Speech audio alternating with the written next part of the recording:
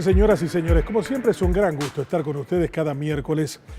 En estos programas muchos me han cuestionado diciendo has llevado solo a hombres a tus programas y muy pocas mujeres.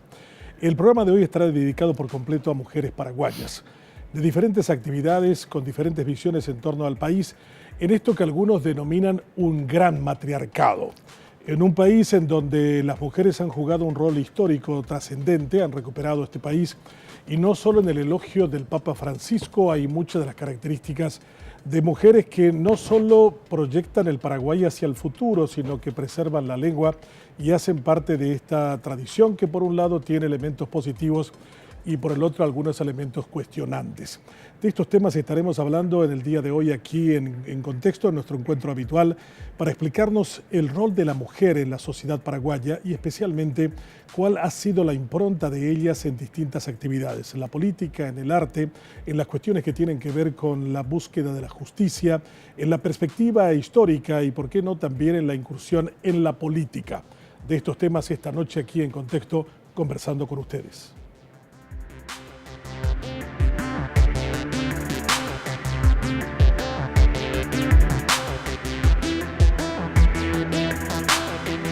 Comprendí un aspecto de la mujer que me suele interesar mucho, que es la parte del género humano, digamos, la mujer como mujer, que atravesando cualquier tipo de vicisitudes, incluso a veces las más aberrantes, puede mantener su dignidad íntima y esta especie de inocencia innata, de candor de corazón, que para mí es una de las características que definen a la mujer frente al varón, ¿no?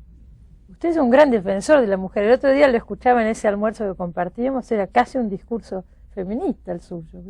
Me impresionó bastante. Sí, yo creo que, bueno, pero es una cosa obvia, ¿no? Pero no todos los hombres, por más obvia que sea, le aseguro que no todos los hombres la tienen tan clara. Hay una superioridad biológica, para empezar, es la que mantiene la continuidad de la especie y además preserva la condición humana.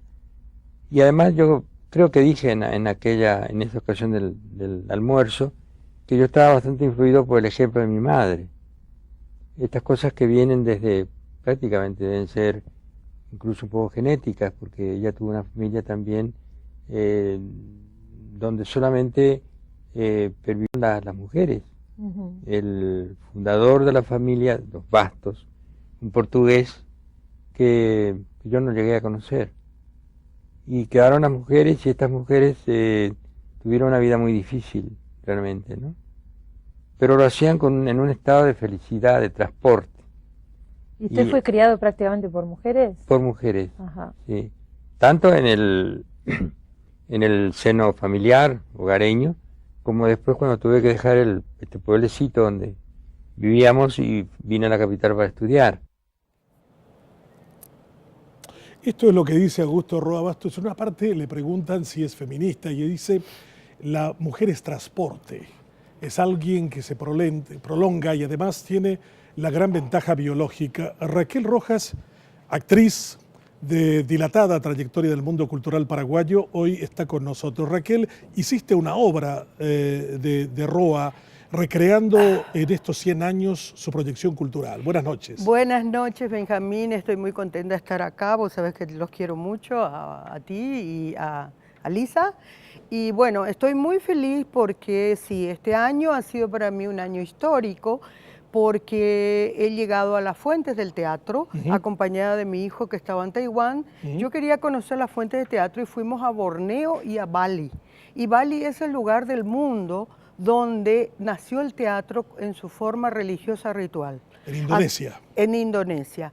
Y yo quería conocer esa manifestación y lo conocí a través del teatro danza, y cuando volví ya tenía preparada la producción con un grupo maravilloso que me acompañó para hacer una adaptación de Pancha y Elisa, Mujeres de Amor y Guerra, que era una ópera que Augusto había escrito para ópera, con indicaciones para ópera, y yo lo tomé y entusiasmé al maestro Dos Santos y a Remigio Pereira y le dijimos, vamos a hacer un teatro musical, o sea, un musical que no es el musical de Broadway, sino que es un teatro con música. Entonces hice la adaptación para teatro y bueno, es un espectáculo maravilloso que se estrenó en el Municipal. Digo, ¿por qué maravilloso? Porque duraba 2 horas y cuarto y la gente estaba prendida del comienzo al fin.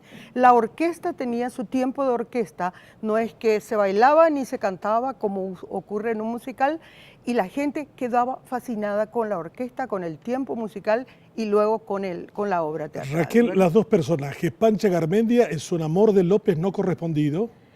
No, creemos realmente que es un mito urbano, pero que todos de alguna manera, incluso Roa, se ancla sobre ella, porque es como que dentro de la personalidad de López existía como el amor a la tierra, al país, al Paraguay, y por otro lado la fascinación por Europa, que era Elisa, a la cultura europea, y esa tensión continua es lo que azotó o asoló de alguna manera el Paraguay en esa época, en el siglo XIX, entre un cierto sector que atraía a la tierra, al latifundismo, al pasado, a la cosa más primitiva, y el otro sector que buscaba la modernidad, la modernización, el traer los técnicos, el entrar en otro discurso. Mientras tanto, nuestros vecinos nos estaban rifando el futuro y bueno, y de eso se trataba también, entrar dentro del tema del sesquicentenario,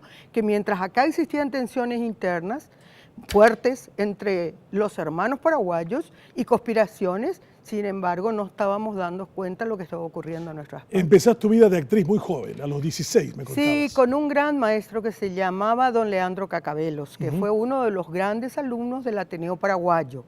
Y bueno, y después ya fui a Estados Unidos. En Estados Unidos hice toda la parte del drama que lo hice paralelamente al colegio secundario. Y después volví y tuve el placer y el gusto de integrar el grupo Tiempo Villo, que fue el primer grupo de la vanguardia real, estética y ética en el Paraguay, y fue un grupo maravilloso. Con ellos fuimos a la gira latinoamericana. Para mí fue muy importante conocer los grandes maestros como Enrique Buenaventura, Santiago García, el movimiento colombiano de teatro, y yo me quedé en Colombia con Enrique Buenaventura y el grupo continuó a México y continuó más tarde hasta regresar incluso prácticamente 2 años, ¿verdad? ¿Cómo es la vida de un artista en Paraguay? ¿Cómo es percibida la mujer artista? Mira, justamente hoy había posteado de un grupo que tenemos en el mundo, pero sobre todo en Iberoamérica, porque yo soy miembro del grupo de investigación del Festival Iberoamericano de Cádiz, y allí hay un grupo que se reúne todos los años que son mujeres del teatro y de la escena. Hoy publicaron un panfleto que te voy a enviar, no es un panfleto, un manifiesto, en el cual decía: las mujeres no somos putas. ¿Eso qué significaba? Porque existía un viejo dicho en el medioevo que decía: si tus pasos a los tablados inclina, de seguro que a ser puta te encaminas. Entonces, desde mi papá, que dijo: no, yo no quiero una hija, no por machista, no quería una hija actriz, jamás fue a ver una sola obra mía. Mi madre sí, es la que me ayudaba y me dijo: sí, te doy todo el estímulo, etcétera. Mi padre jamás aceptó, ¿verdad? Entonces, desde ese momento, el tema es muy difícil, ¿verdad? Si a eso le sumás una sociedad patriarcal donde te dice: bueno, trabaja, hace, pero una vez que eso se convierte en alguna alternativa de poder político o de poder económico, entonces se vuelve de carácter masculino, ¿verdad? Entonces decía una feminista italiana, que luego yo fui a Italia con el grupo de Dario Fo y de Giorgio Streller, y me involucré en el feminismo italiano, que era uno de los más radicales de la época.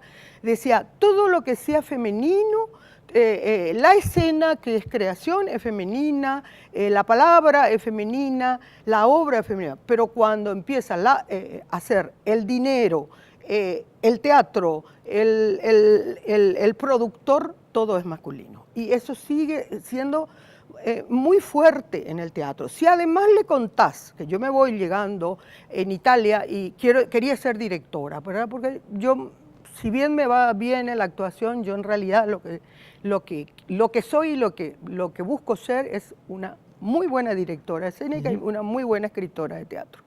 Entonces yo llego al grupo de Darío Fo, que me reciben, me hablan, porque además era de Paraguay y ellos tenían una posición política muy fuerte. Entonces me dice, bueno, a ver, rápido, ¿cuál es la ropa más linda que trajiste? Y cuál es, incluso él, que era de izquierda, no, nada que ropa linda, yo vengo para ser directora. ¿Cómo que directora? Y sí, para estar en el backstage, le digo. Y me dice, no, acá las mujeres lindas tienen que estar en el escenario y le vamos a buscar un papel de la damita joven, etcétera. No, yo no quiero eso. Ah, no, vos sos marciana. Ella no quiere actuar, a los gritos. Eso. Y bueno, y entonces le llamó al luminotécnico y le dijo, bueno, acá está para tu asistente, vaya a ponerse un overall y empieza a trabajar atrás. Raquel, si el Paraguay fuera un teatro y tuvieras que dirigir este teatro, ¿qué tipo de género sería el que se representa cotidianamente en Paraguay? Y mira, yo creo que farsa, sainete, un pucaná, pucaná, como decía Mario Elimora, ¿verdad? Es aquello que se hace para reír, ¿verdad? Ese es el pucará. Es una mala comedia, es una farsa muy criolla, demasiado provinciana, y en donde todos están, como que todos los actores están puestos como para hacer reír. Y que no importa, porque ese es el rol, ¿verdad? Ese es el rol. ¿Y eso notas en dónde? ¿En la política, en el Congreso, en el Poder Judicial? Yo me meto poco con el Poder Judicial porque los tengo luego allí de lejos, o los prefiero verlos, ¿verdad? Pero sí en la política, en el Senado, diputados nos van quitando escenario continuamente. Cada personaje, cada libreto, cada actuación de ellos realmente es un pucará. Donde, te digo una cosa, Benjamín, tanto como electores, tanto como consumidores, como público, como ciudadano, no contamos. Porque ellos se creen una entelequia donde uno no sabe realmente si ellos entienden cuál es el rol y por qué estuvieron y están allí. ¿Cuál es el acto de representación más hilarante que recordás de este pucará llamado Paraguay? Y mira, yo creo que todo es muy tragicómico, no llega a ser ni siquiera demasiado hilarante, pero realmente para mí es muy tragicómico, es una risa que te produce tristeza, ¿verdad? ¿Cuál es el acto? Y bueno, todos los días estamos viendo actos, ¿verdad? Como no puede producirme risa, pero es una cosa que me desgasta ver que el candidato Santipeña, por ejemplo, está justificando y buscando cuáles son sus argumentos globalizados para tratar de justificar que está despidiendo empleados públicos del sector que no sea oficialista, ¿verdad? Entonces, ese tipo él no entiende, o ellos no entienden que nosotros somos un público inteligente, un elector inteligente, un ciudadanos inteligente, como para decir, bueno, ¿qué modelo de país nos están ofreciendo? ¿Qué modelo de país? Yo tengo un hijo maravilloso que tuvo 5 años en la República Democrática de Taiwán y bueno, viene con todas las ilusiones de ofrecer a su país lo mejor y ¿qué se encuentra? Que el hombre que tiene 2 masterados, doctorados, etcétera, es capaz de olvidarse de eso, dejar a un lado en la mochila y enfrentar con una actuación muy, muy grotesca un escenario que le ponen donde él simplemente está siendo el que está repitiendo una serie de parlamentos que le está haciendo un mal dramaturgo, ¿verdad? Y sabemos que el dramaturgo es muy malo, ¿verdad? Hay un caso muy particular esta semana. Un secretario del Jurado de Enjuiciamiento de Magistrados, conversando con una fiscala, dijo, quiero que sepa que esto es una gran joda. Estamos en una gran joda, sí. Refiriéndose, no sé si te diste cuenta, pero de eso se trata la justicia. Claro. ¿Eso es parte del pucará o de la tragedia? No, yo creo que es trágico ya eso, porque realmente el último lugar al cual uno puede acceder es a la justicia. La justicia está administrando la libertad de la gente, está administrando las leyes y la interpretación de la Constitución. Eso no puede ser en ningún país civilizado. Entonces, ¿qué es lo que pasa? Tenemos unos indicadores que aparentemente, macroindicadores, dan un país, digamos que que está caminando con los otros a nivel globalizado. Y tenemos un país institucionalmente donde el primitivismo, pero también las comunidades indígenas tienen su propia lógica interna, y no puedo decir de que no sean institucionales, son mucho más institucionalizados que nosotros, ¿verdad? Ahora, yo creo que tiene que ver por la falta de exigencia y conciencia de cada uno de nosotros, ¿verdad? Ellos se ríen de nosotros, como te decía de vuelta, como comunicadores, como electores, como consumidores, como ciudadanos y como público, porque nosotros permitimos. Raquel, en la tragedia griega tiene 3 actos. En la primera, todos los personajes no quieren morir. En el segundo, todos los personajes hacen algo para evitar morir. Pero en el tercero, todos hacen algo para morir. Esto es todavía a ese nivel de descripción de la realidad. Estamos viendo cosas que se hacen mal, que no quieren que los protagonistas terminen mal, pero van a terminar mal. ¿Cómo podemos entender a partir del teatro una realidad como la nuestra que se refleje en un pensamiento que haga un cambio como el que estás pretendiendo que ocurra? Bueno, el teatro griego tuvo una época muy, muy larga, ¿verdad? Desde desprenderse de los dioses hasta volverse humanos, a reconocerse como humanos, luego tomar los vicios, reconocer los vicios de los humanos y reírse de sí mismo. Y en eso, con Aristófanes, empieza otra época, que es la época de la gran comedia ática, que es maravillosa. Entonces yo creo que realmente no estamos a un nivel de teatro griego. El teatro griego era un teatro que tenía que luchar de una manera muy racional acerca del desprendimiento de las fuerzas religiosas o de las fuerzas que los dominaban. Nosotros ni siquiera eso. Y estos políticos que tú dices que actúan para el Pucará, que no hay público, ¿ante quién representan la farsa? Es que representan ante nosotros porque nuestra pasividad hace de nosotros un mal público, un público pasivo, un público que no es capaz de levantarse y decir, no, no queremos más esto. Entonces, en tanto nosotros, por eso te daba la vuelta y decía, en tanto nosotros tengamos este rol de público, el rol pasivo como público, como ciudadano, como contribuyente, ellos van a seguir en este mal teatro del mundo, ¿verdad? Raquel, hay muchos que dicen que cuando las mujeres tomen el control del país las cosas van a mejorar. Sí. La directora de Cultura del Cabildo, por ejemplo, es una mujer, sí, con la que tú tienes una disidencia. Yo tengo disidencia, pero disidencia institucional. O sea, ¿en qué sentido? En que creo que el Cabildo ha tenido 15 años, prácticamente 15 años, de un tipo de posibilidades de gestión. Yo tengo, por ejemplo, un programa y una reflexión que se llama formación del público. Formación política, formación ciudadana, formación ética y formación artística. 15 años después vos tenés que poder evaluar a tu público en cualitativa y cuantitativamente de que ese público ha crecido para que el presupuesto público se justifique. ¿Y eso no se hace? No, no se hace. ¿Y no se hace por qué?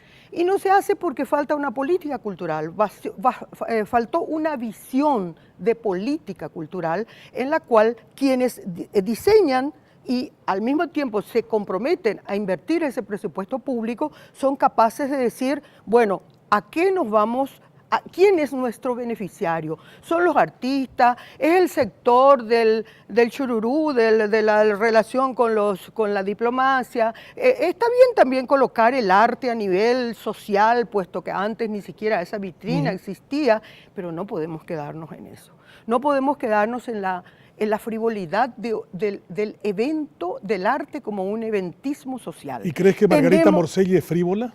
No, yo no diría, yo no voy a entrar a nivel personal. Creo que falta una política cultural que es del Congreso, cultural del Congreso, que le diga al ciudadano, mire, acá tenemos un dinero y usted de aquí a 10 años tiene que ser un espectador diferente, un ciudadano diferente, porque hay que enseñar también leyes, hay que enseñar también ética, hay que enseñar, o sea, el rol cultural del Congreso tiene que ser ciudadano, político y cultural, artístico e incluso antropológico, ¿verdad? Y esos indicadores en este momento creo que incluso ese público es más reducido que al inicio. Entonces, todos esos indicadores, pero ¿qué pasa? ¿Qué le podemos achacar a Margarita Morcilli si pasó por no sé cuántos, 12 o 14 presidentes del Senado que jamás les importó la cultura, incluso a este, que supuestamente tendría que ser como Lugo, tiene una formación diferente como para poder ser alguien que la cultura le interesa y le diga, bueno señora, quiero la política y quiero una medición clara de cuál es el resultado de esa La política. conclusión que veo que cuando argumentas de esta manera es que no hay un público que haya crecido tampoco. No, tampoco, no, tampoco. Y nosotros Porque no se ha hecho una política orientada hacia eso. Mira, nosotros tenemos graves problemas de público en el teatro, pero porque en otros países la política cultural, tanto, yo no le saco la mochila a la Secretaría Nacional de Cultura, ¿verdad? La Secretaría Nacional de Cultura ha trabajado en la conciencia del público, hemos trabajado en época de Lugo con la cuestión del Bicentenario y fue importante. Se le dio un contenido de reflotar, de revivir todo lo que teníamos de dormido, de aquello, de lo que es de lo mejor del patriotismo y se sacó adelante. Pero después se abandonó. O sea, ¿se abandonó en qué? Se abandonó en que de vuelta se cambió de la dirección y se volvió otra persona. Yo te digo, una de mis gestiones ha sido recuperar la planta alta del ferrocarril. Que era un teatro en los tiempos de Edad de los Ríos. No, que era un teatro, no, primero era el Teatro Madama Lynch, o sea, el Salón de Madama Lynch, después de Ligio Ayala, después con Edad de los Ríos y nosotros con Atiñé le hemos dado vida. Cuando subimos lo de Lugo, yo le dije a Ticio, por favor, me das a mí eso. Llegamos, no se dio Luis Arán, que estaba ensayando allí, llegamos a hacer un trabajo maravilloso, se inauguró, faltaba una viga para que entre 5.000 personas, faltaban, pero entraban 200, 300, vino el gobierno del golpe de esta señora y ella prefiere cerrar el teatro para no exponer las obras del gobierno anterior, actuar de manera política. Muy frecuente, y ahí muy se frecuente en el cerró mundo de la cultura, y está absolutamente comido por los cupií que hemos tratado de sanear con mucho esfuerzo. En ese sentido, algunos dicen que si Sísifo fuera paraguayo sería presidente. Claro. Raquel, muchas gracias. Gracias por tener un tiempo para Benjamín. nosotros esta noche. Estás de cumpleaños. Ah, sí. Así que felicidades. No se permite preguntar la edad, pero estamos en la misma década. Creo que somos contempo. Pucará, Pucará. es el género paraguayo. Es el género paraguayo por excelencia. Pero estos, en vez de hacernos reír, nos hacen llorar. Sí, es un género, digamos, que es para reír. Hacer todas las monerías para hacer reír a toda costa. Y eso no es la comedia ni eso es la farsa. Esas son verdaderas comedias, son comedias de enredos. Y en el ¿verdad? estadio del desarrollo del teatro, ¿qué es eso? Y eso es un género menor. Género menor. Es un género como podría ser un vodevil, como podría ser un mal cabaret, ¿verdad? Porque realmente no llega a un estadio de género, es un subgénero, ¿verdad? Por más de que hay gente que me va a decir que ¿Y el director que tenemos ahora?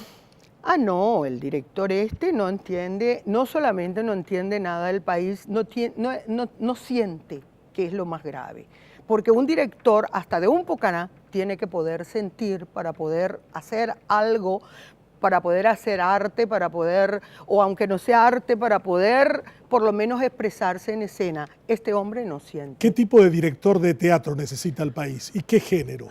Y mire, yo creo que necesita un director de teatro bastante realista, Yo considero mucho que Bertolt Brecht es un maravilloso dramaturgo y que ha creado toda una corriente de pensamiento científico y profundamente transformador, muy serio y muy aferrado a una realidad donde los de abajo tenían protagonismo en su propia obra. Y yo creo que el problema es que los personajes de abajo o los de más abajo, que es el público, no importa en este gran teatro del mundo. Gracias a ti por tu tiempo esta noche. Muchas gracias. Raquel Rojas, actriz, directora de teatro, dramaturga, con nosotros en esta primera parte, hablando desde la perspectiva de una mujer del arte, de la cultura, y dándonos una visión en torno a qué tipo de representación teatral se asemeja la vida política y social en nuestro país. Dice que vivimos la representación de un pucará, que en vez de hacernos reír, nos hace llorar. Después de la pausa, otros detalles provistos y vistos desde la concepción femenina del Paraguay que vivimos. La presencia femenina en ambas cámaras del Congreso Nacional pasó de 5,6% en 1993 a 16,8% en 2013. Es decir, se triplicó en 20 años. En esta segunda parte de nuestro encuentro, Lilian Soto es una médica y fundadora de un partido de mujeres, Cuñapurendá, que presenta candidaturas para el Senado. Buenas noches. ¿Por qué? ¿Por qué solo en el Senado? ¿Por qué no diputados? ¿Por qué no una candidata a presidenta? Bueno, decidimos que para estas elecciones Cuñapurendá, que es un proyecto político feminista, socialista y ecologista, va a intentar una representación en la Cámara Alta de nuestro país. Y vamos a poner todas nuestras fichas en eso. En las últimas elecciones estuviste de candidata. Estuve de candidata a la presidencia con una dupla presidencial, con una compañera dirigente campesina para la vicepresidencia, Mayorina Balbuena. ¿Cuántos votos obtuvieron? Presentamos listas en varios departamentos. La mayor cantidad de votos que obtuvimos fue de 23.000 para el Parla Sur, donde presentamos también una lista. Así que tenemos que hacer un esfuerzo para ver si tenemos las posibilidades de tener una representación o dos en el Parlamento Nacional. 50.000 votos para una senadora. Aproximadamente. O sea que deberían tener 100.000 votos para el interés. 100.000 votos para las dos primeras, un poco más para las tres o más para las cuatro. Somos 4 mujeres encabezando la lista. Estoy yo en primer lugar, luego viene la compañera Liz Torres, una mujer que también tiene toda una historia de lucha en nuestro país. Posteriormente, en el número 3 está Daniela Benítez, que es una dirigente del pueblo Nibaclé, mujer indígena. En el número 4 está Aida Martínez, que es una dirigente campesina del Guairá. En el número 5, un compañero Luis Vera, comunicador, fotógrafo, un compañero de Cuñapurendá desde sus inicios. Doctora Soto, 101,5 millones de mujeres aproximadamente están inscritas en el padrón electoral. Si el 10% de ellas votaran por ustedes, tendrían 3 senadores. ¿Qué pasa con el voto femenino a propuestas femeninas? Bueno, yo creo que cuando hacemos el análisis del voto femenino tenemos que ver cuál es el contexto de nuestro país. ¿Qué es lo que tenemos hoy como construcción histórica y que nos ha llevado hoy a tener una sociedad machista y patriarcal? Empecemos por ahí. Cuando existen mandatos de género que se han construido con mucha fuerza, que han ubicado a las mujeres fuera del ámbito público, supuestamente destinadas exclusivamente a lo privado, al hogar, a lo reproductivo, al cuidado, la política es un ámbito extraño aún a las mujeres. Vos acabás de mostrar algunos de los datos. Cuando acabó la dictadura astronista teníamos menos de un 6% de mujeres en el Congreso y hoy, después de más de 2 décadas, tenemos apenas 16,8% de representantes en el Congreso, es decir, un aumento de menos del 3% porcentual en cada elección. ¿Qué significa esto? Que hay otros elementos que están jugando y no solamente lo que significa la posibilidad de presentarse a una candidatura, juegan los aspectos culturales. Cuando estamos hablando de una sociedad machista y patriarcal, no estamos hablando exclusivamente de los hombres con una formación machista y patriarcal, que quizás sea mucho más expresivo en un chiste, en una forma de hablar en un momento determinado. Pero la sociedad patriarcal, es decir, aquella que da la autoridad al sujeto masculino, se extiende en toda la sociedad. O sea, hay muchas mujeres que son machistas, con creo visiones que machistas. el elemento del machismo y del patriarcado es algo que permea toda la sociedad. Entonces, a partir de ahí, hay que pensar en cambios de otras características y sobre todo en esos cambios de ideas profundos. Carmen Colazo es argentina. Es cordoguaya. Cordobesa. Cordoguaya. Cordoguaya para más, cordobesa y uruguaya. O sea, y paraguaya. Y paraguaya. Carmen tiene muchos años de vivir con nosotros en el Paraguay, 30. es socióloga.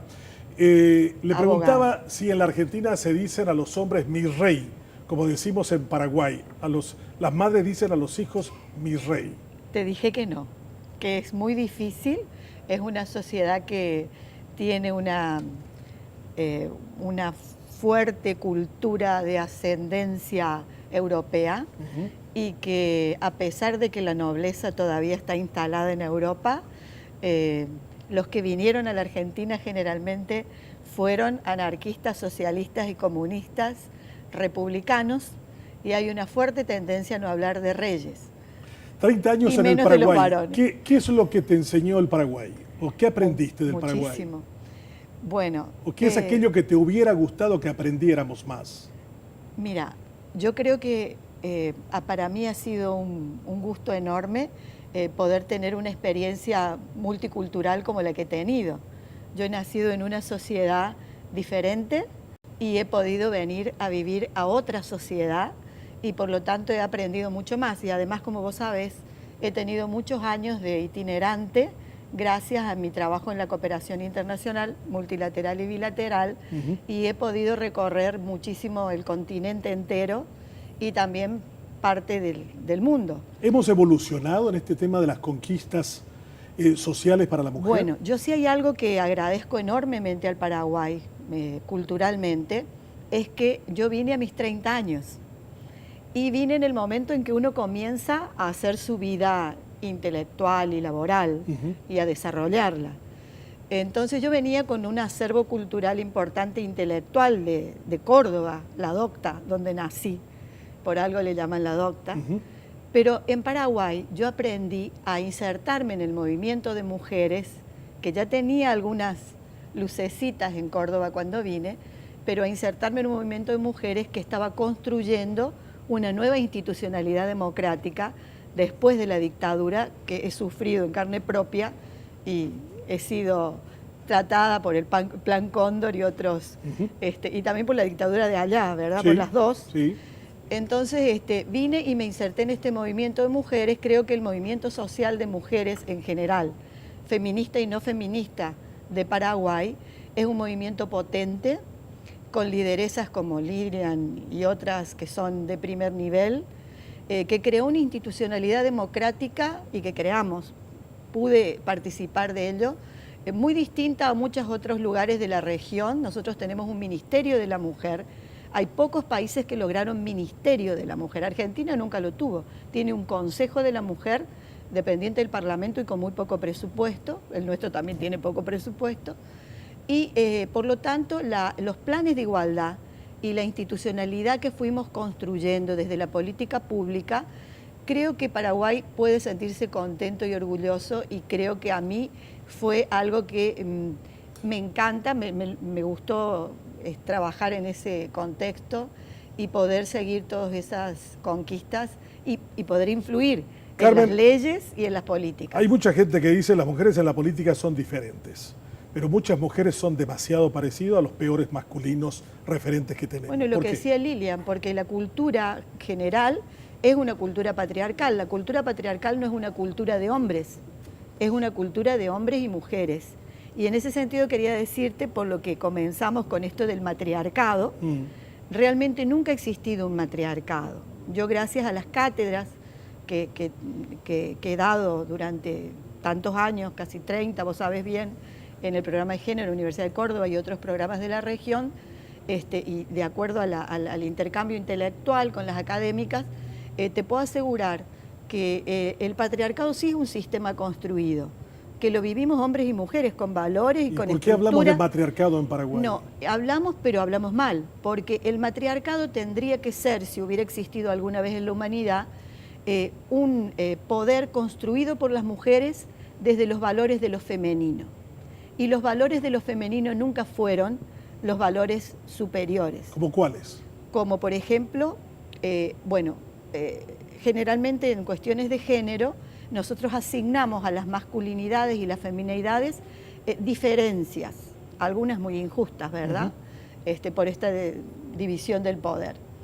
Y la masculinidad tiene asignado esto de el espacio público, el poder del padre sobre la familia, el patrimonio que lo maneja el hombre, el poder marital. Todos estos elementos constituyen el patriarcado y han sido los que han construido la sociedad, la institucionalidad social históricamente en todo tiempo y en todo lugar. En cambio, lo femenino tiene asignado el espacio privado, la organización más horizontal de la vida familiar, la solidaridad, el cuidado de los otros y de las otras. ¿Y esos valores no están metidos en la política? Esos valores no están metidos en la cultura, no solamente en la política menos, en la epistemología menos, en la ciencia, todo aquello que ha sido de alguna manera conducido por el poder del pater, ¿verdad? Del pater familia. Entonces, de este poder de hombres armados que ocupaban territorios históricamente, que iban construyendo una humanidad con la fuerza, con el poder de las armas, donde las mujeres estaban relegadas a otro espacio. Este poder, evidentemente, no construyó solidaridad, cuidado de los otros, etc. Pero no es porque sea de los hombres, es porque es la cultura patriarcal y esa cultura fue sostenida por las mujeres desde los hogares. O sea, la mujer ha construido el patriarcado paraguayo. También ha construido porque ha educado a sus hijos e hijas, a su descendencia, en esos valores. ¿Es así que se siente en política cultura también?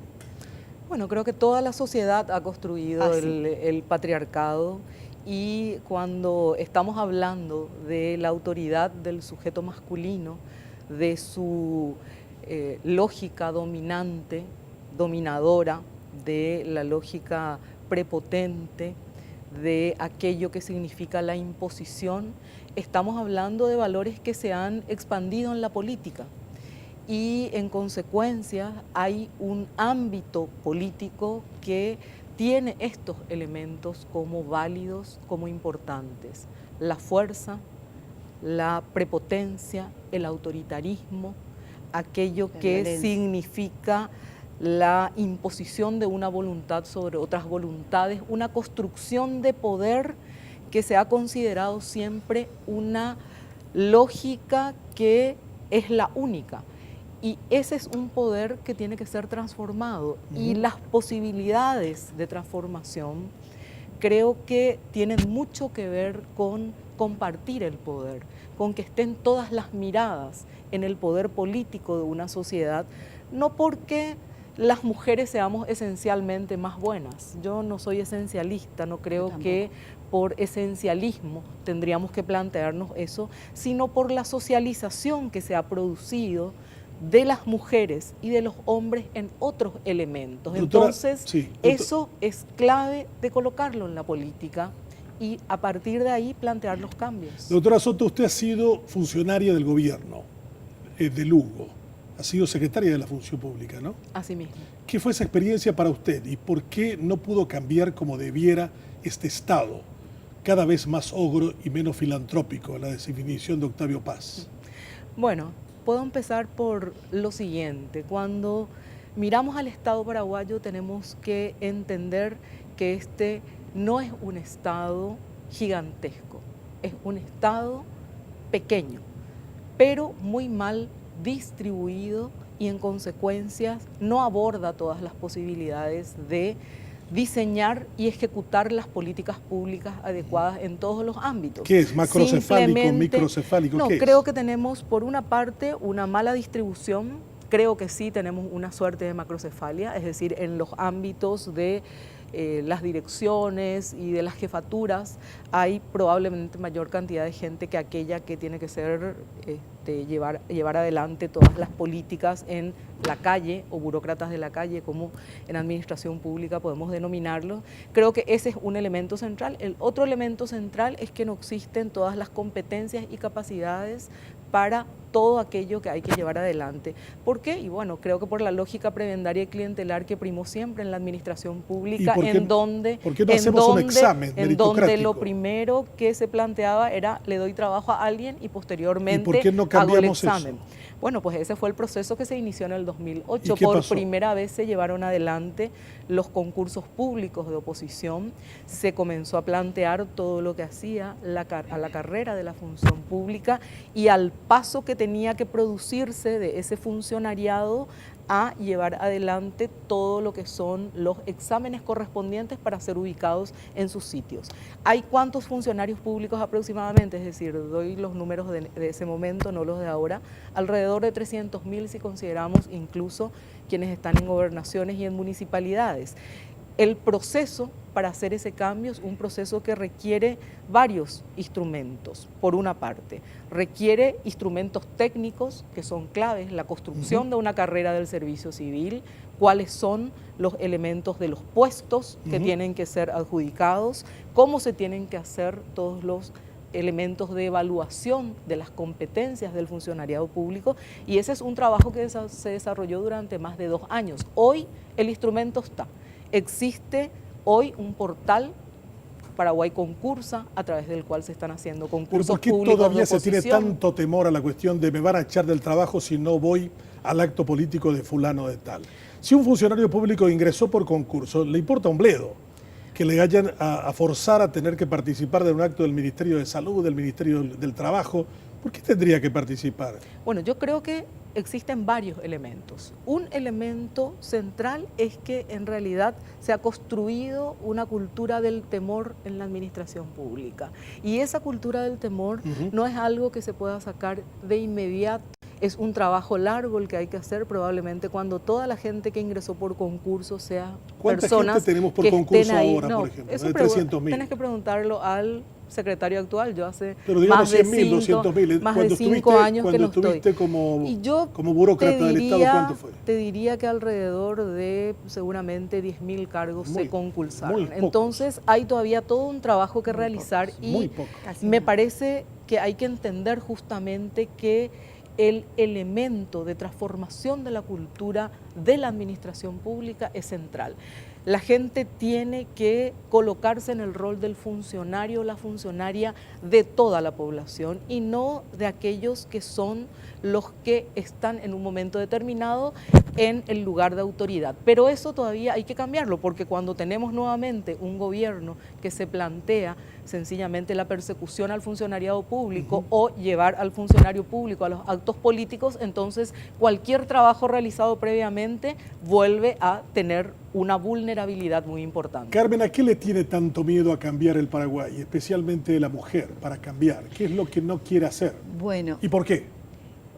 Una cuestión que sí yo puedo ver comparativamente, que me parece interesante de acuerdo a tu pregunta, es que los 35 años de dictadura, si dejaron algo tremendamente duro de cambiar, es eso que decía Meliá en ese poema tan bonito que se llama Estamos hartos de paz.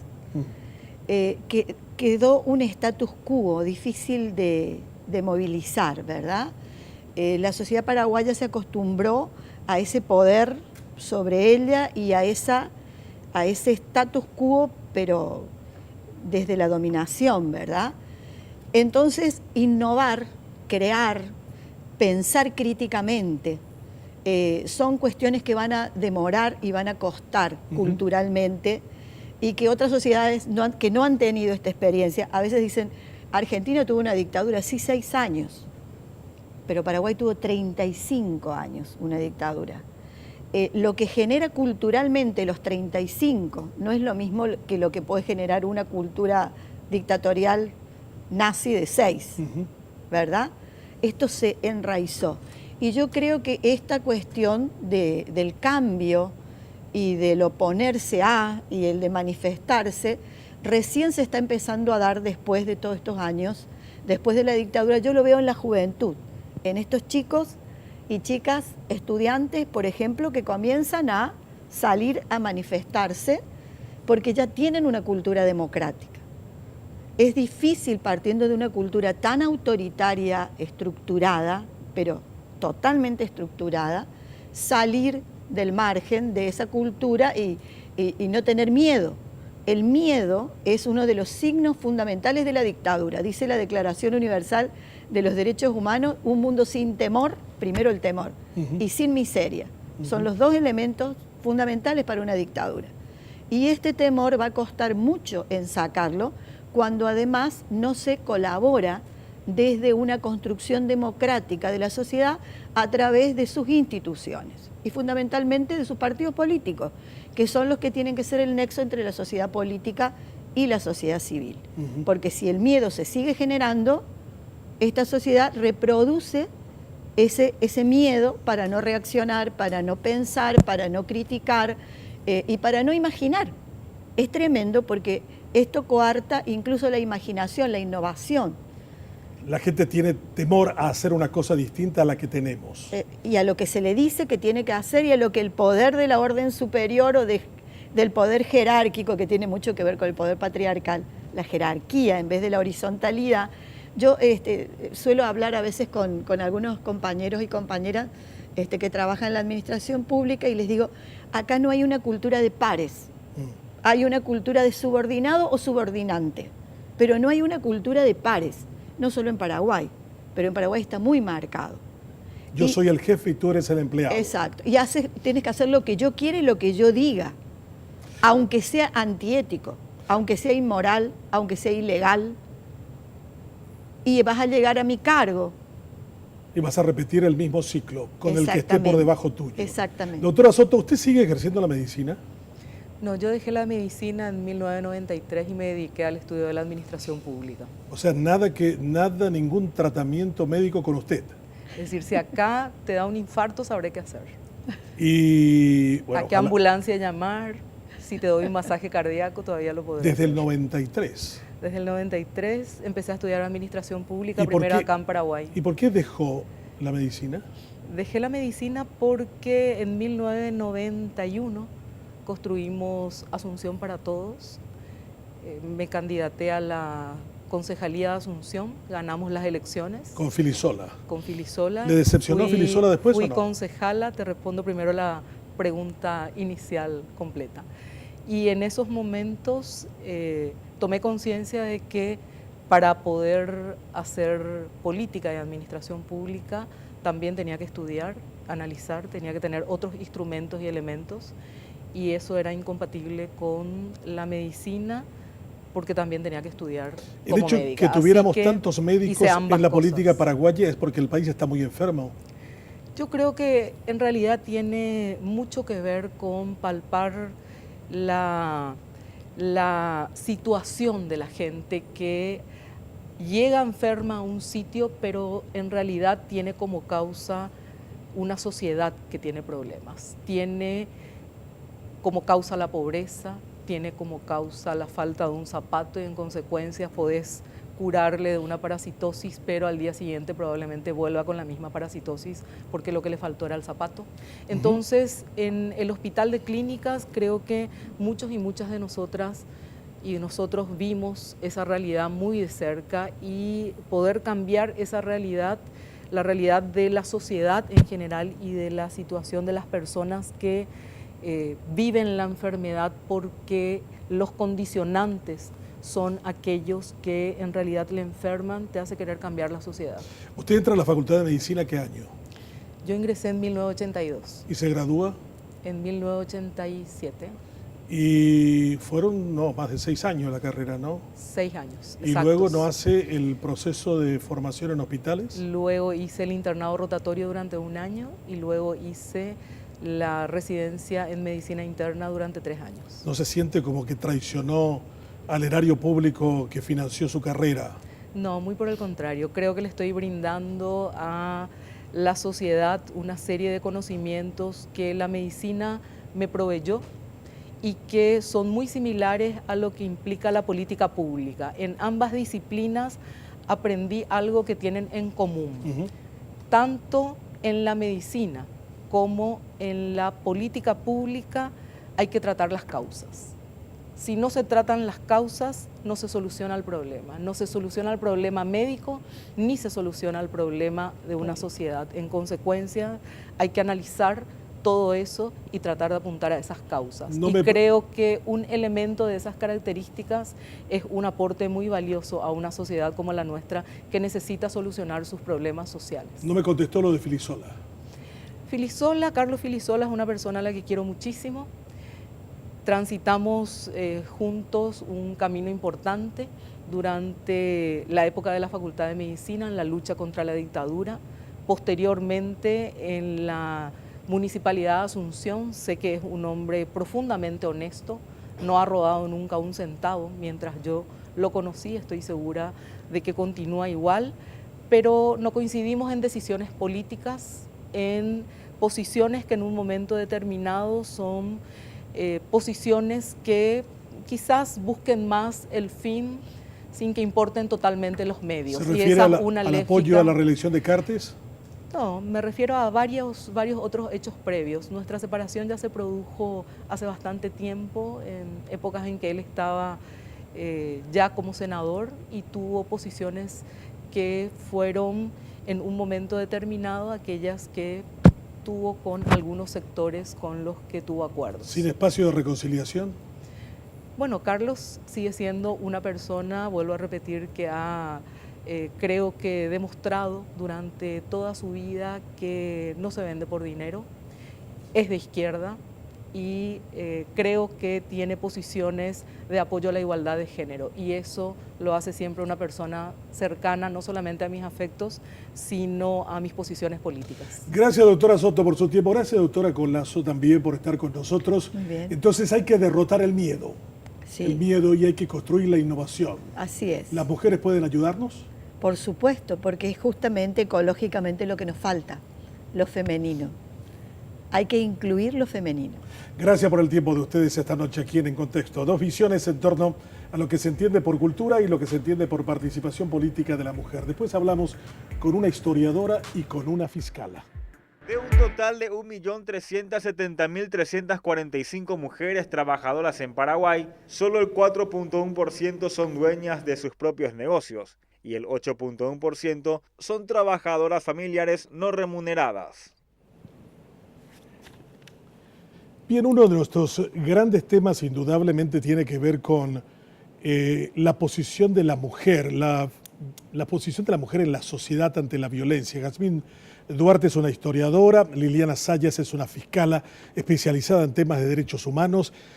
Fiscal, hablamos mucho de feminicidio y de ataques a la mujer. ¿Cómo está esa circunstancia? ¿Esto es para colocar en contexto un problema mucho más complejo y grande, o es una cuestión para pensarlo con seriedad y para buscar fórmulas que atenúen el rigor del impacto que tienen sobre las mujeres? Bueno, muy buenas noches. Muchas gracias por la invitación y te respondo con un número, 38. 38 mujeres a este momento que estamos conversando han sido víctimas de feminicidio. ¿Y por qué hoy podemos hablar con naturalidad y digamos con propiedad, mejor dicho, de feminicidio? Porque tenemos una ley, la ley 5.777, que se sancionó en el diciembre del 2016, va a entrar en vigencia a fines de diciembre, el 29 para ser más exacta, pero inmediatamente entró en vigencia al día siguiente el tipo penal de feminicidio, que tiene que ver con la muerte de mujeres por razones de género. Socialicemos esta norma. ¿Qué es lo innovador? ¿Qué es lo que trae como diferente a otras sanciones penales que regían en este campo? Y en primer lugar, de que visibiliza la muerte de mujeres en esas circunstancias.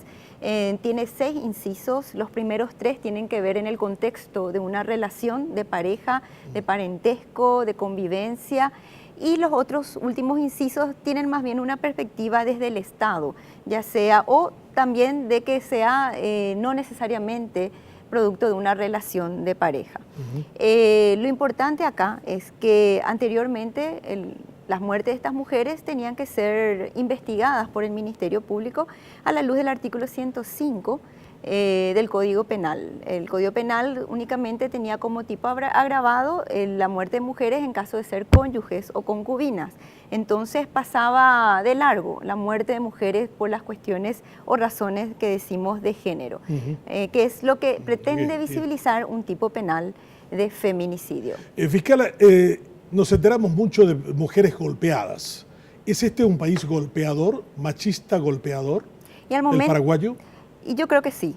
Yo puedo decir que sí, porque hay una cifra que me delata, que es la cifra de ingreso de denuncias de la Dirección de Denuncias Penales del Ministerio Público, que hasta septiembre, que estuve llevando un conteo, habían ingresado 11.399 denuncias. Estamos en octubre, noviembre, y entonces sin duda esta cifra habrá aumentado. Podría alcanzar 15.000 a final de año. Eso es lo que se denuncia. Es lo que se denuncia, y lo que no se denuncia, las cifras negras, entonces tal vez tendríamos que duplicarlas si hacemos un análisis con otras estadísticas o censos que llevan otras instituciones comprometidas con políticas públicas de los derechos humanos de las mujeres. Fiscal Azayas, hay muchos casos de mujeres golpeadas que después terminan perdonando al hombre que lo pega.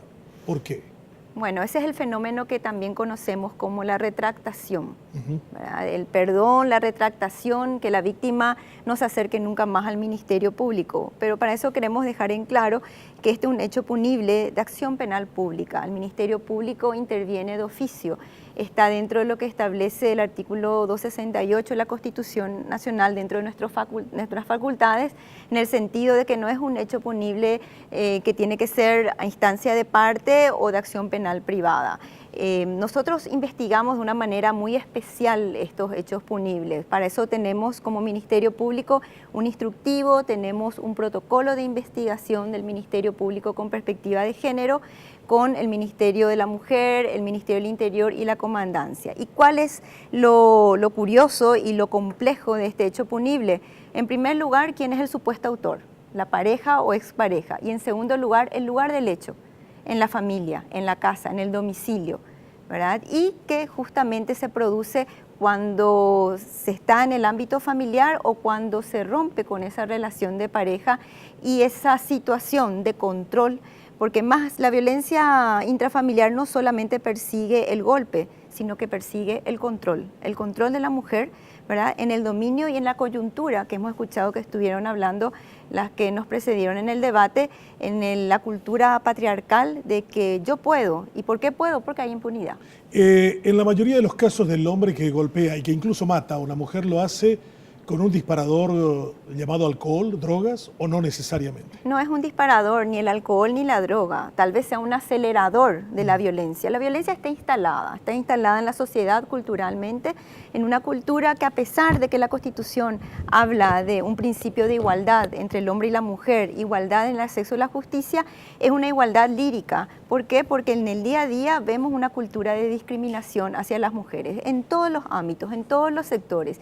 Y es esa desigualdad la que genera la posición de superioridad del hombre y de decisión de violencia con respecto a la mujer cuando ve alterada esa coyuntura. Jazmín Duarte es una historiadora joven paraguaya, estudió en Londres, en Oxford, perdón, y está haciendo ¿qué cosa en Paraguay?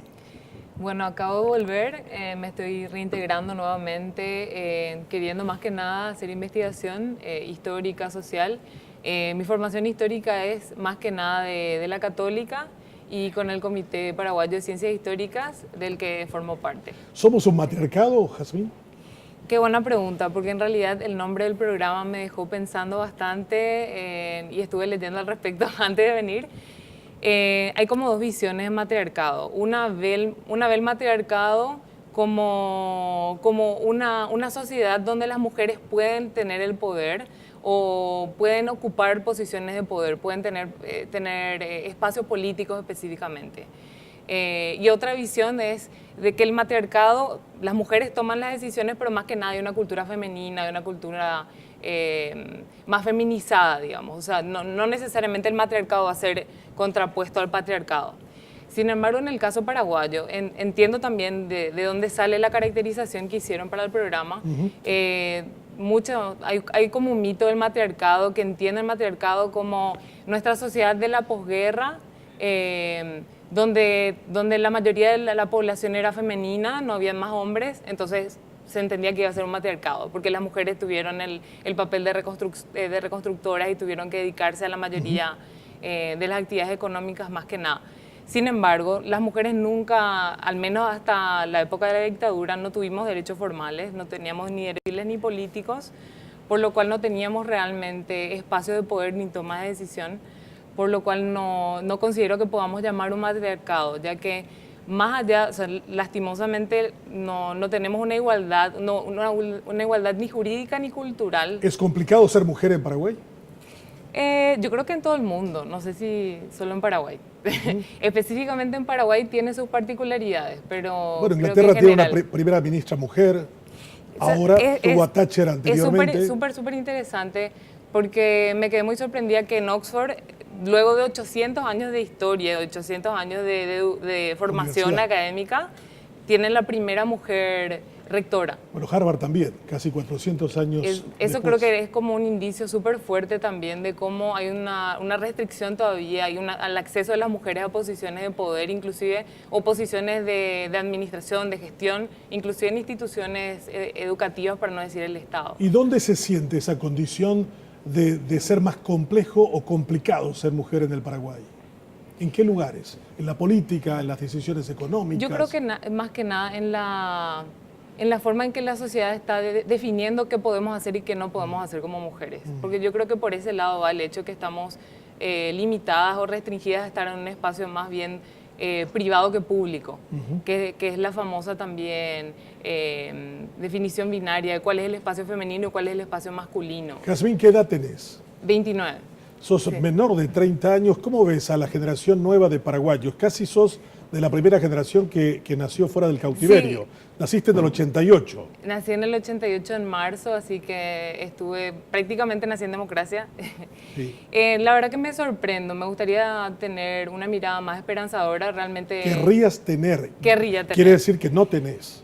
No necesariamente, porque justamente discutíamos esto detrás de cámaras con muchas de las invitadas, que hay generaciones, o sea, mi generación, inclusive en generaciones un poco más jóvenes, todavía siguen copiando los mismos modelos políticos, los mismos modelos de comportamiento, porque piensan que ese es el modelo de éxito actualmente, para tener dinero, para tener poder, piensan que necesariamente hay que ser corrupto o hay que hacer tráfico de influencias, otras prácticas que necesariamente no están dirigidas al bien común y no están generando ningún cambio social. ¿Te preocupa que las mujeres en la política imiten mucho de los comportamientos masculinos corruptos? Me preocupa bastante porque pienso que si vamos a tener un cambio tiene que haber una feminización no solamente de las mujeres, sino también de los hombres y del poder en sí, de cómo gestionamos el poder, cómo el poder se mueve.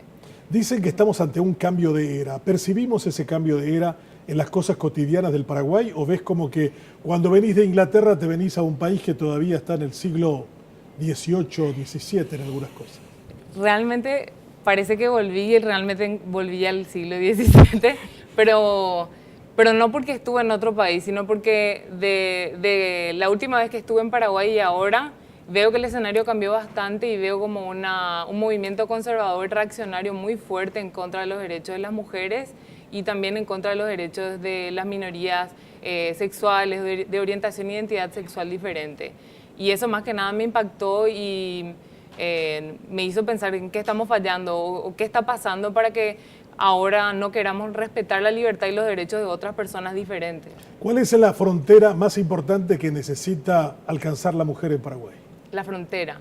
El espacio, el lugar, ¿hasta dónde debería ir más?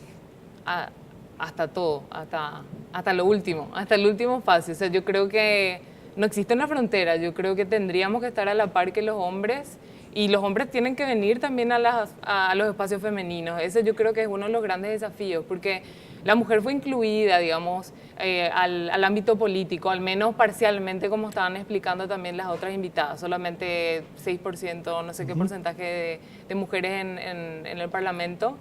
Pero el hombre nunca, o hasta ahora, en muy poco porcentaje, se hizo cargo de las tareas domésticas. Si fuera al revés, si tuviéramos un matriarcado en el poder político, ¿qué cosas cambiarían?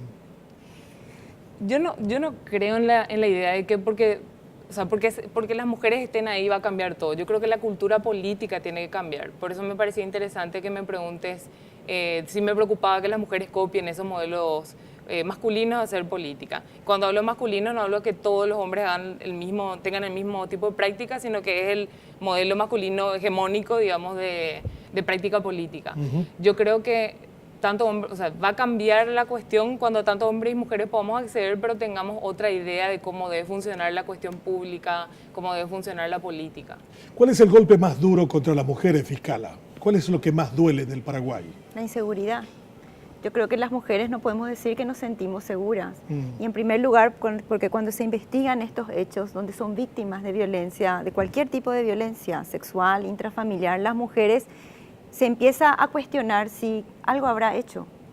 Tal vez fue víctima de una violación y coacción sexual porque, bueno, iba sola por la calle o estaba vestida de tal o cual manera. ¿Por qué se vistió de esa forma? Exactamente, o sea, se tiende a justificar la violencia contra la mujer porque algo habrá hecho para merecer esa violencia. Sin embargo, en la investigación de otros tipos penales, estafa, robo agravado, nadie va a decir, bueno, ¿por qué andaba con su cartera? Por eso vino el motochorro y la asaltó, o porque tenía su iPad, si no vino. Entonces, eso es lo trágico, como hablabas en el primer bloque, ¿verdad? De que son los hechos punibles que, como te decía, uno empieza por investigar a la mujer que hizo y después al supuesto victimario. ¿Cuántos años de fiscala? Casi 14. No me preguntes mi edad como No lo voy a hacer. La hice la primera porque estaba de cumpleaños. Doctora Liliana Zayas, el Ministerio Público, la Fiscalía, tiene mayoría de mujeres. Es una afirmación que usted me dio. Usted no sabe ese dato. Es la única institución pública con casi el 90% de funcionarios mujeres. Y eso no escapa de las sospechas de corrupción. Aquella historia de que las mujeres son menos corruptas que los hombres, dale la oportunidad a las mujeres y la cosa va a cambiar. Hace poco hubo un diálogo de un secretario del Jurado de Enjuiciamiento de Magistrados con una fiscala arreglando un pleito. No es muy diferente la historia de ustedes con la historia de nosotros los hombres, acusados casi siempre de corruptos y violentos. Yo me manejo con cifras, con estadísticas, doctor. En ese sentido, si hay una cifra que establezca eso, bueno, la analizaríamos. Yo le aseguro, tómelo usted como una tarea, mañana mismo, abra la página, esta misma noche, la página web del Ministerio Público, cuente la cantidad de mujeres fiscalas y va a encontrar que son casi el 80-85%. Lo que puedo rescatar es que ese mismo hecho, se abrió una investigación en el Ministerio Público y la que lleva en la investigación es una mujer que es la fiscal María José Abed. Así que creo que por demás importante también la confianza en las mujeres fiscales para realizar todo tipo de investigación. Y ¿Es sobre complicado todo ser mujer, ser fiscala en Paraguay? Es complicado. ¿Por qué? Es complicado porque, como decíamos en los bloques anteriores, venimos de una cultura, y lo decía Carmen, de la dictadura. Cuando yo empezaba a practicar y a ser funcionaria judicial, el fuero penal estaba prácticamente en su mayoría ocupado por fiscales hombres, jueces hombres, y tal así que yo practicaba en el fuero civil. Y hoy sí vemos ese cambio de fiscales mujeres, pero vemos que la fiscal justamente es el director de la investigación, el fiscal, el agente del Ministerio Público. ¿Y quién es nuestro órgano auxiliar por excelencia? La Policía Nacional. Y hablamos de una Policía Nacional acostumbrada, ¿verdad? Claro, me interesaría saber el porcentaje de mujeres policías que hay muy pequeño en la comandancia de la Policía Nacional. Y bueno, entonces muchas veces dar órdenes de dirigir el proceso puede caer mal, pero no por eso es una traba para seguir avanzando en lo que son las conquistas de los derechos humanos de las mujeres. ¿En ese sentido estamos por buen camino o todavía usted es pesimista con respecto a los logros? No, yo soy muy optimista. Sí, el optimismo tiene que ser la base, el impulso y la antorcha para lo que son políticas públicas en materia de derechos humanos de las mujeres. Sí vamos a encontrar muchos obstáculos, sin duda, en base a lo que venimos conversando, una cultura patriarcal, un país en su mayoría convencido, y yo creo que van a venir más generaciones. Esa misma pregunta le hice a Jazmín. Yo tengo una hija de 20 años, yo creo que tampoco ella va a ver una efectiva igualdad en el acceso a la justicia y en una igualdad de hombres y mujeres, pero creo que todos vamos a hacer camino y bueno, algún día se verá. Gracias por su presencia esta noche con nosotros, fiscal Liliana Sayas. Jazmín Duarte, históricamente el Paraguay entonces está en el siglo XVII. ¡Wow! Esos son 1600, ¿eh? ¿Usted se imagina Inglaterra de 1600? Bueno, no sé si exactamente, habría que hacer como un análisis pormenorizado para poder hacer comparativos de nuestra era con esa, con ese periodo. Pero sí, en cuanto al papel femenino, creo que hubo un avance jurídico bastante interesante.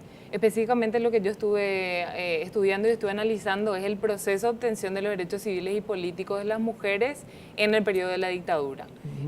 Como me pareció una contradicción interesante que se haya dado la concesión, la obtención de esos derechos en ese periodo dictatorial, quería saber por qué. La mujer paraguaya vota en el 60 más o menos, ¿no? Se obtienen los derechos en 1961 y la primera votación donde participan las mujeres en 1963.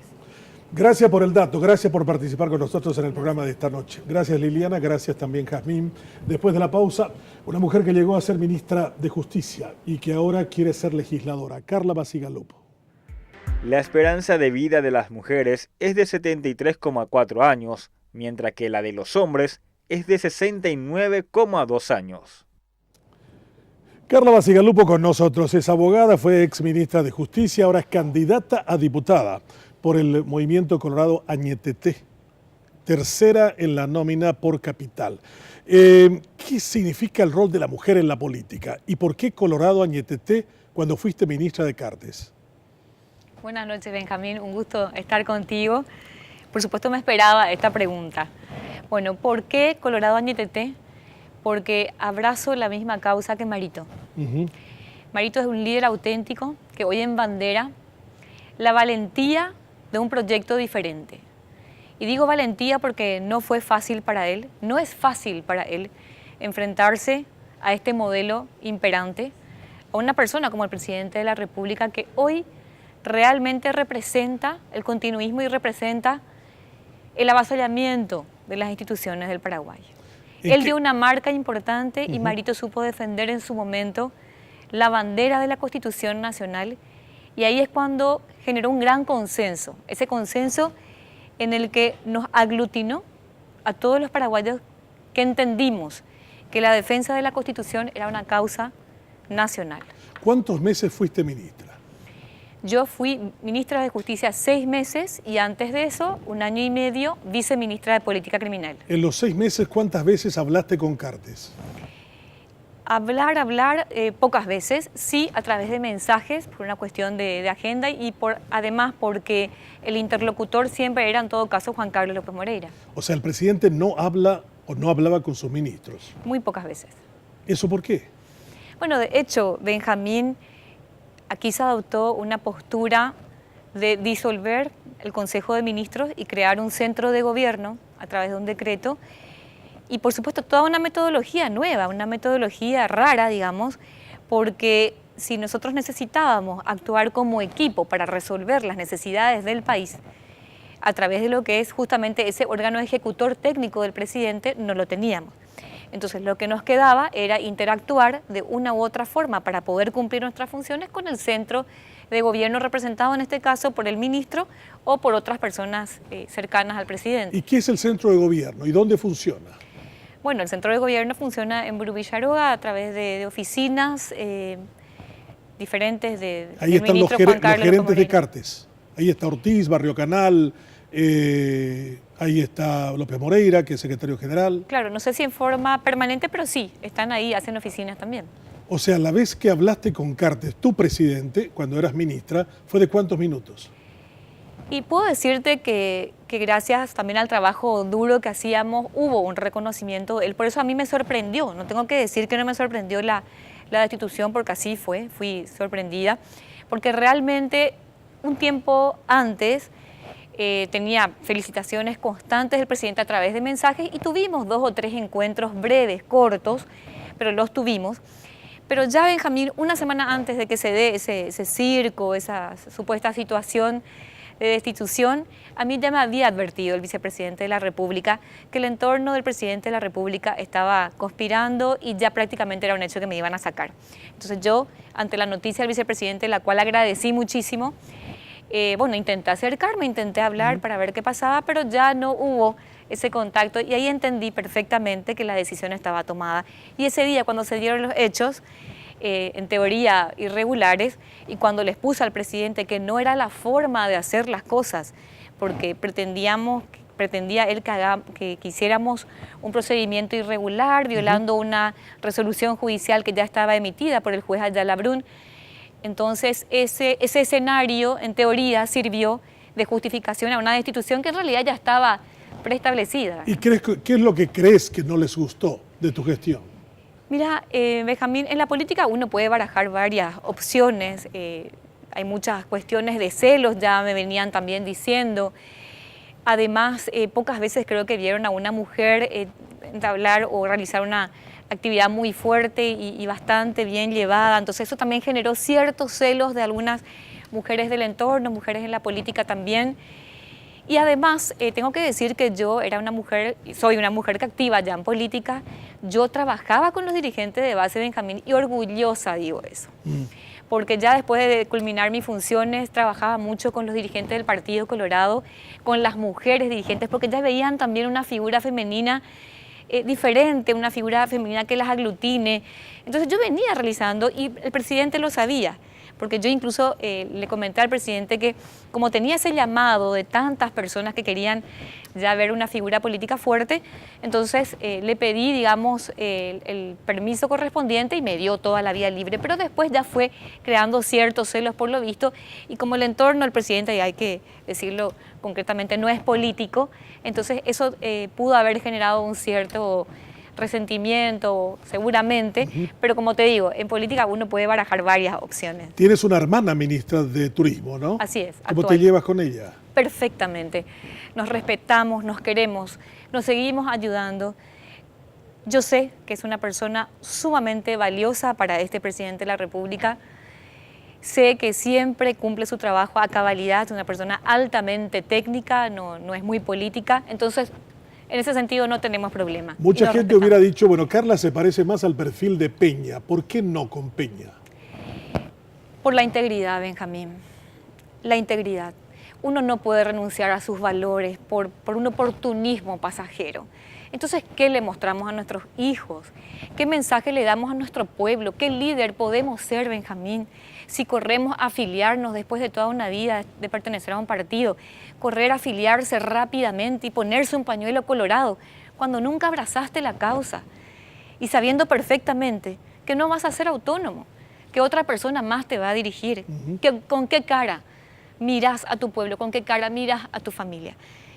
Yo sé que vivimos una sociedad y un mundo desmoralizado en cierta medida, yo sé, y América Latina incluso tiene un proceso más fuerte de desmoralización en cuanto al resto del mundo, pero no podemos seguir en ese tren y no podemos ya renunciar a lo más intrínseco que es nuestra integridad. ¿Y qué liderazgo político, Benjamín, podemos construir de esa forma? Y yo te digo, hoy a los colorados, la mayoría de los colorados, le hablas de la candidatura de Santiago Peña y de corazón te dicen que no pueden ir contra sus principios. Y a las personas que hoy están asistiendo a los actos del candidato Santiago Peña, lo hacen por amenazas, lo hacen porque son arreados, porque en realidad cuando hablas con ellos te dicen perfectamente que ellos no pueden entender cómo un presidente colorado, que por supuesto entienden que también es un presidente colorado de hace poco tiempo, pudo haber elegido a un liberal de oportunismo, porque también uno puede cambiarse de partido, eso digamos que es hasta aceptable, por supuesto uno puede cambiar, puede madurar la idea y puede decir, bueno, yo ahora comulgo con estos principios, ¿verdad? No hay problema, pero hacerlo de esa forma y al solo efecto de ser candidato y por supuesto que después haber demostrado en otros actos posteriores una absoluta sumisión, porque eso ha demostrado al presidente de la República y demostrando con eso que no va a ser un líder auténtico, no hay liderazgo que prenda sino. Carla Bacigalupo, estuviste en contra de la reelección presidencial. Me imagino que habrá sido una etapa complicada en tu vida en ese momento. las aguas estaban bastante turbias y complicadísimas aquel viernes 31 de marzo. ¿Qué imagen te dio del Cartes buscando la reelección a toda costa? Inclusive, algunos dicen comprando la voluntad de 25 senadores. ¿Qué imagen? La imagen de un presidente soberbio. Porque acá tenemos que decir que el presidente de la República inició con una gobernabilidad increíble, tenía todas las cartas en la mesa para ser un excelente presidente, formó un muy buen equipo, pudo haber conformado un equipo más político y con eso haber tenido mayor gobernabilidad, pero empezó bien y muchos apostamos a él, Benjamín.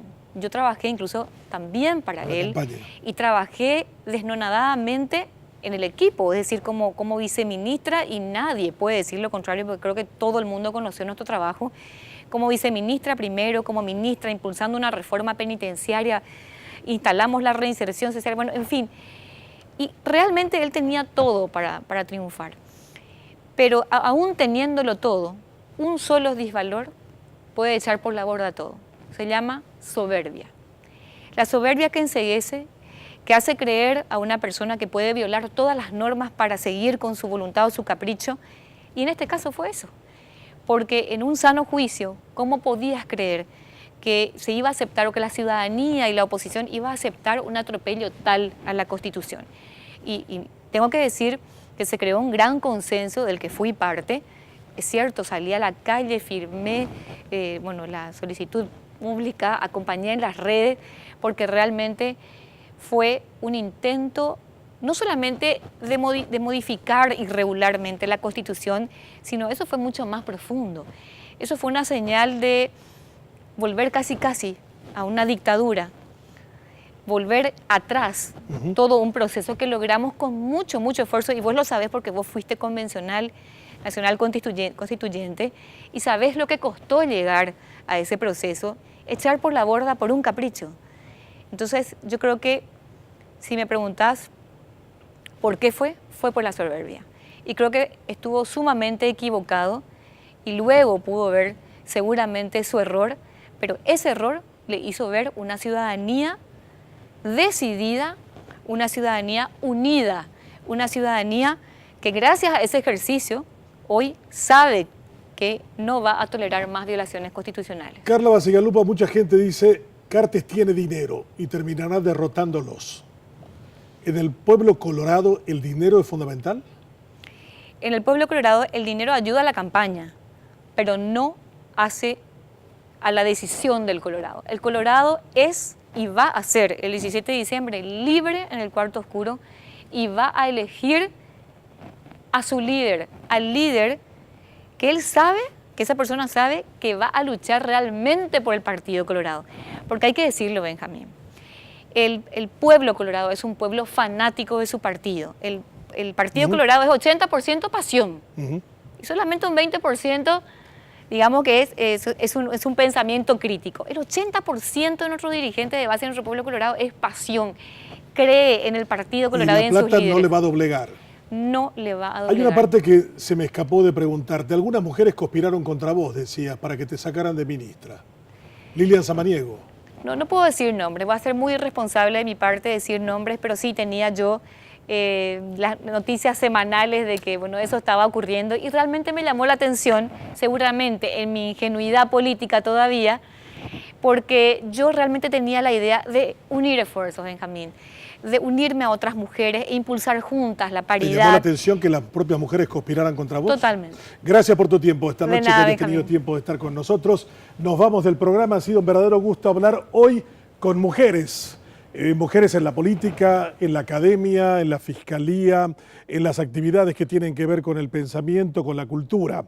Nos han dicho que pocas veces invitábamos a mujeres. Hoy hicimos un programa completo con mujeres paraguayas y ha sido un verdadero gusto. Nos reencontramos el próximo miércoles a las 21 para poner las cosas en contexto. Buenas noches y buena suerte.